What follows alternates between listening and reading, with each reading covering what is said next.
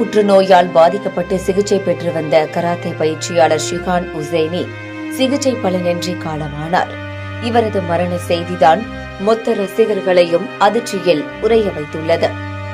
மதுரையை பூர்வீகமாக கொண்ட karate master shihan Hussaini K. Balachander மூலம் புன்னகை மன்னன் படம் மூலம் அறிமுகமானார். அடுத்தடுத்து அவருக்கு பட வாய்ப்புகள் வரவே தொடர்ந்து பல படங்களில் நடித்து வந்தார்.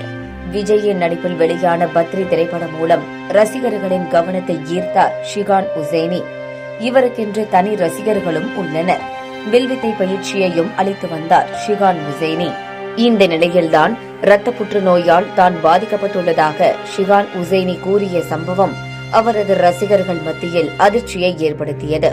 பலரும் அவர் மீண்டு வர வேண்டும் என பிரார்த்தனை செய்து வந்தனர். சென்னையில் உள்ள தனியார் மருத்துவமனையில் இரத்த புற்றுநோய்க்கு சிகிச்சை பெற்று வந்த ஷிகான் உசேனி இறப்பதற்கு முன்பே தனது உடலை தானம் செய்வதாக அறிவித்திருந்தார். இதுகுறித்து உருக்கமாக பேசிய அவர், மருத்துவம் உடற்கூறியல் ஆராய்ச்சிக்காக எனது உடலை தானம் செய்கிறேன் என பதிவிட்டிருந்தார். இந்த நிலையில்தான் அவர் சிகிச்சை பலனின்றி காலமானார். பலருக்கும் நம்பிக்கை கொடுத்து வந்த கராத்தே மாஸ்டர் ஷிகான் உசேனி இன்று காற்றோடு கலந்துவிட்டார். அவரது மரண செய்தி அவரது ரசிகர்களுக்கு பேரிடியாக அமைந்துள்ளது.